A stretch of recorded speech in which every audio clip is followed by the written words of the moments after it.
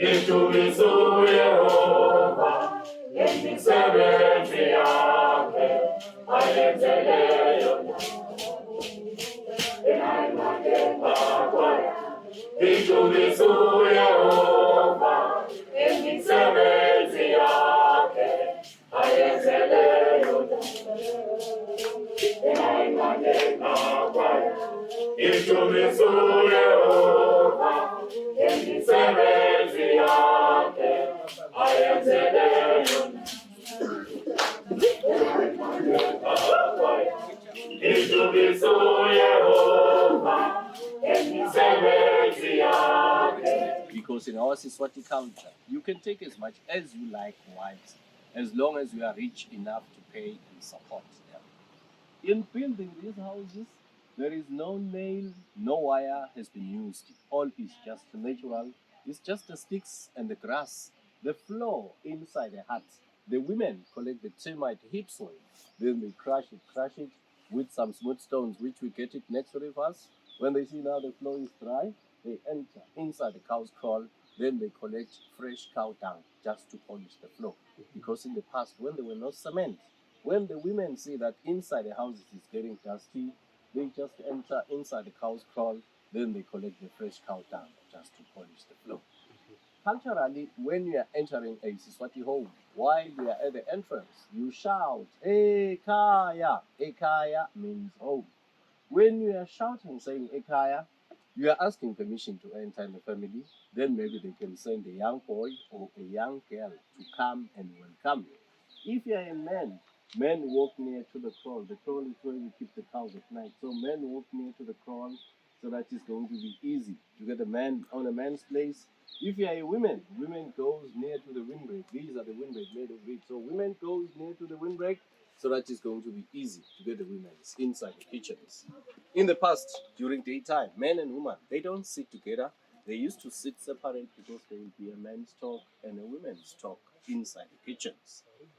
This hut, which is near to the gate, that's the girls' bedroom. All the girls of the two wives at the age of 6 years, for privacy of their parents, they move away from their parents' huts and come and sleep in here until they get married. But early in the morning, they wake up and help their mothers inside their kitchens. So this is just their hut to sleep.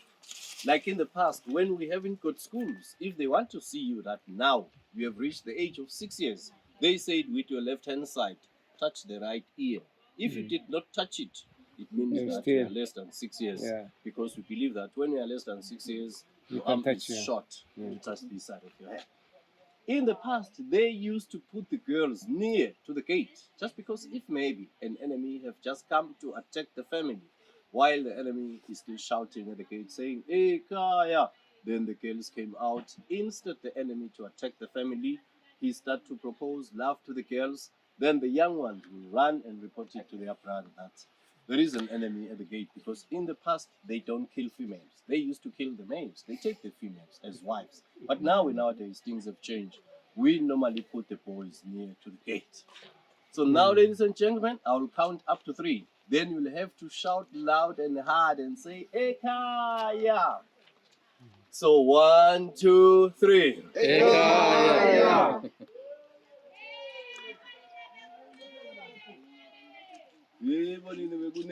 Which means you are welcome. If you want to marry a wife in our Swati culture while she's still your girlfriend, the first marriage, it just takes place inside the cow's kraal, because it's where they just tell her all the rules of the home. While they are telling her all the rules of the home, she will be just standing in the middle of the cow's kraal, stepping down a spear, facing the home. That's where she signed that she will get separated by death with her husband. Even maybe one of the family, when he has passed away, and then is the time to take him out to bury, because we bury the dead ones near to your home. Each home have its own burial place because we bury them in the ground. Before they take him out to bury, you normally find the man of the family near to the kraal, conducting the ancestors, because some of the Swati, they still believe on the ancestors because they say they are near to God. Even in the past, when Eswatini, they don't have any modernized maize storage, the granary, Eswatini used to dig inside the cow's kraal. Just make a big hole where they used to store the maize. The headman of the home will get a big flat stone, put it on top, put back the kraal menu. So that when maybe these houses catch fire, while you are running to the neighbor, you still know that your food is safe. Even of the home, it's a medicine man is throwing some oil. That's the hut when you have just come for the treatment. You can get the treatment here, or else if maybe you want to predict the future, you can predict the future here. As you see this plant here, that's the mountain aloe vera. When Emma Swati, they've got a stomachache problem. They break the leaf, the juice came out, you take it, mix it up with water, drink it. If you get pain from fire, we take the juice, apply it straight to the wound. Even today, they use this? Yes, still today. Some of Swati, even they still visit the traditional healers because that's an elephant's ear. When you've got the problem of the ear, you get one leaf, put it next to the fire. When you see that there is water coming out, you just let it cold. After that, you squeeze it inside.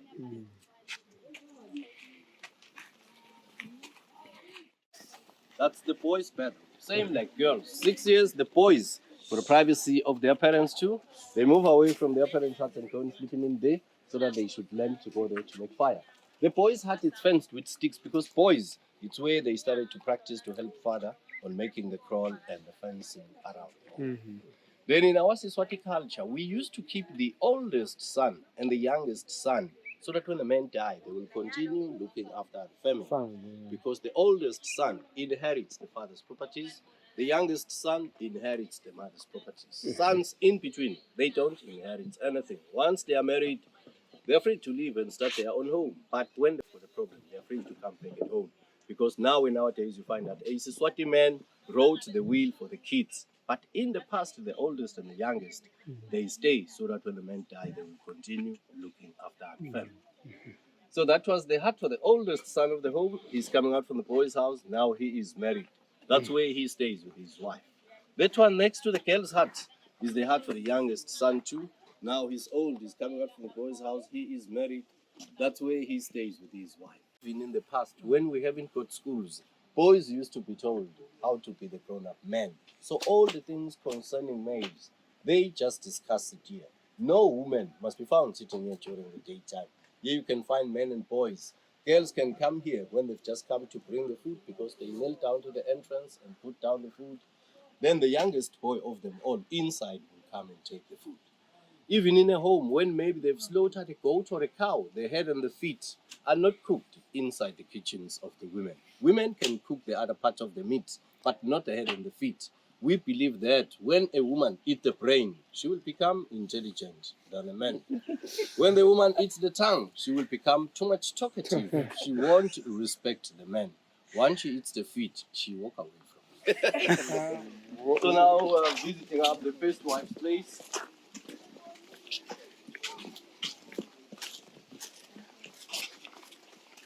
Where we are now, ladies and gentlemen, we are in the first wife's place because each wife has been allocated 3 huts. That's where the first wife sleep.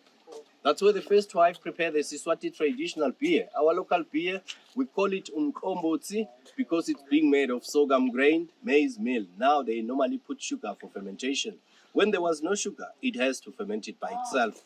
In alcoholic, it's very low. You can take maybe some 6 of the small clay pots, then you can feel I am getting drunk. Then it's healthier because when you're drinking it, you don't feel hungry. It just gives you stamina. That's why the first wife cook fresh food like when it is raining outside or when it is windy. When there is no rain, no wind, she just cooked outside. Normally after 3 years, we used to change the old grass and put a new one. But the structure, the frame, can last us 10 to 15 years because it's being made of branches of trees while they were still young and wet so that we can easily bend them. Inside the houses, we make fire sometimes, like when it is raining outside or when it is windy. The smoke just filters through the grass because there is no chimney. When maybe you are standing, it can affect you in your eyes. When you are sitting, no smoke, because it helps us to keep away the insects which eats the sticks and the grass. But when it is raining outside, no leak inside. 8 men take 5 weeks to make the structure. 8 women just take 3 weeks to put the grass on top. These houses, you can move them because in the past, the Maswati, they depend on farming. If you see that this place, it doesn't give you enough food for your children, you still have to dig your hut, shift it, put it in a place where you want to put it. But first, just take off the grass, tie it underneath, you dig it out from the ground. Then maybe you can ask about 10 to 15 men just to stand around. Then they just carry the frame, but they mustn't move more than 1 kilometer. And these houses are natural air conditioning. When it is hot outside, inside it's cool. When it is cold, it's a little bit warm inside. They used to make the door so low because we, Swati, we were good on fighting with an appeal. There is a stick which is for the head. If maybe you're trying to attack someone inside, while you try to crawl in, they just hit you on the head or to show their respect to the one which you will fight inside. Then you see this big horizontal line in a windbreak. To show a sleeping hut in a windbreak, there are 4 big horizontal lines to show it's a sleeping hut. A kitchen to cook fresh food, there are 3 big horizontal lines to show it's a kitchen to cook fresh food. The beer kitchen, there is no windbreak in front of the entrance. So in the past, when we have just arrived late, then we have been shouting, saying, "Hey, Kaya!" No response. Enter the home. Where you see the 4 big horizontal lines, you know that's where they sleep. You respect. 3 big horizontal line, you know that's where they cook, you respect. No windbreak in front of the entrance. That was the open bar where you can just enter and help yourself. So that's the hut for the grandmother to sleep, the most important hut in our Swati culture. Because that's the hut if you're a man working far away from the home. Before you leave, the last night you spend it in the grandmother's hut so that you can get the blessings to the ancestors.